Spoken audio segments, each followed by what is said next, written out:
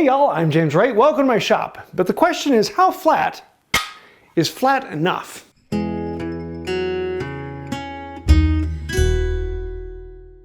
Most tools in the hand tool shop, even the compass plane, have something that need to be flattened. On a chisel, you need a flat back so that you can use it as a reference surface when you're paring out work. On a saw, you need the teeth to be on a smooth line so that they're all engaging. If one of them's sticking out farther, it's going to do more work. On a plane, you need to have a plane. But there is no such thing as perfectly flat. Even if you go down to the atomic level and you really look at it, you'll notice all the atoms are moving a little bit, and so they're never truly perfectly 100% flat. But if you're measuring on the atomic level, you're in the wrong line of work. Often the most frustrated woodworkers are people who used to be machinists. They're used to things being true and clean, and you get them within 10,000ths of an inch over the distance of whatever you're working on, and everything is exact and milled to precision. I don't want that needle moving on any of my tools. It's often said that the machinist will measure to 10,000ths of an inch. A fine woodworker will measure to the nearest 100th of an inch. A carpenter might measure to the nearest 1/8 of an inch. A concrete worker will measure within the nearest inch or so. But when it comes to boat builders, they measure to the nearest boat. Now, there's a bit of truth to that joke, but it is a joke. And the reality is, you measure to what you are going to be working on. And anytime you're working with wood, you have to understand that wood moves, it changes. And if I take this piece of wood to a different shop and a different climate, it's going to become different in many different directions. I have a pile of videos on wood movement if you want to see that. But it's true, as wood moves, you have to understand you're shooting at a moving target. And so you don't need to be that precise. But there's a whole nother side to this argument. You may have noticed that string of people I talked about. About half of them worked with wood, and some of them needed to be really precise. A really fine woodworker will be measuring things to the 100th of an inch or even smaller to make sure that joints are really tight and clean. And you can do that, but you're going to understand if you don't have the skill to do that, you're going to get frustrated. But if you work on a wooden boat where things are always moving, shrinking, expanding, and contracting, you got such big gaps on there that, it's one of those things you don't mess with that way. You fill the gaps with caulk and you move on. And a lot of that comes down to you and what your goals are. There are times when I become incredibly precise and I move things within an inch of their life. And there are other times where I'm building a piece of furniture for my own shop and I don't care too much. Welcome to my dream bench that I'm working on. And if you notice this, it's got gaps, 1/16 of an inch out to, that's probably about 1/8 of an inch in there. I've got cracks from this splitting because the pith used to run right here. And that's because my standard for it is not fine woodworking. My standard for this is I want something that's functional, rugged, and I get to look at it and learn from my mistakes and practice on it and just have fun. I want to make it quickly and enjoyably. And that's because my goal for this bench is not fine woodworking. My goal for this bench is enjoyability. And my joy doesn't always come from tight joints. Some people it does.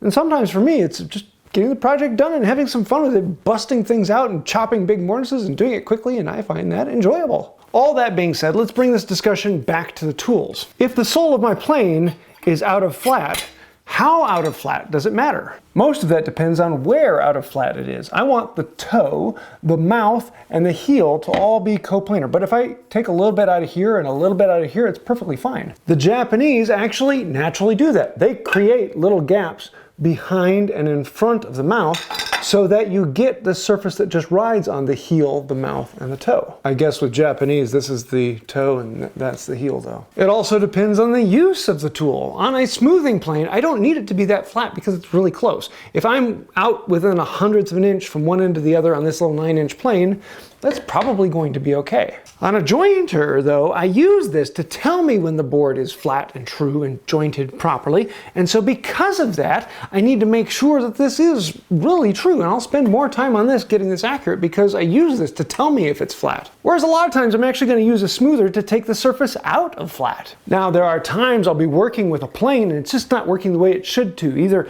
it'll take a very fine wispy shaving and then I adjust it ever so slightly and then it's hogging in and taking all of it. Or I'll start the board and it's cutting and it's not cutting, it's cutting, it's not cutting.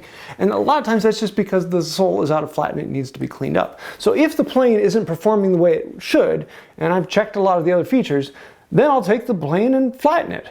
But if the plane is performing the way it should, I never check if it's flat. If the plane is doing what it should, then it's flat enough. Most planes only need to be flattened once in the owner's lifetime, and it will last for the rest of my life, and I'll never have to check it again, unless I drop it. When it comes to chisels, once I've flattened the bed of the chisel, then I almost never touch it again. As a matter of fact, I don't sharpen the back of my chisel, I just sharpen the bevel. Now I'll strop the back or I'll rub the burr off, but I don't ever take the back of this to the plate and grind it down in. As long as the back is true, there's no reason to mess with it.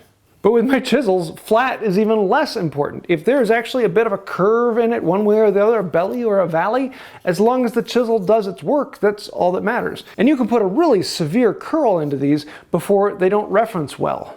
I'm talking 2, 3, 4 hundredths of an inch out from one end to the other, and it's honestly still good for me. As long as the bevel is still straight and clean and smooth, that's what matters. You'll hear a lot of people telling you that you have to take your tools to machinists and get them ground perfectly.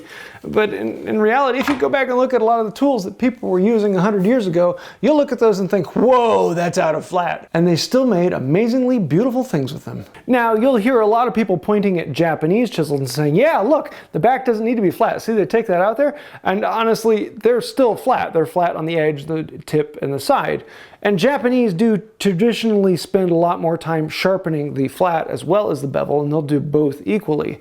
But different strokes for different folks. Even the Japanese do it differently. Now, just because it doesn't have to be that perfectly flat for me, does not mean it doesn't have to be that perfectly flat for the next person. Different people have different needs. Some people are absolute perfectionists and make everything amazingly, and it hurts them if their sole is not perfectly true and clean all the way down along within 10,000ths of an inch, because that's an extension of what they do and how they do it. Everything must be precise.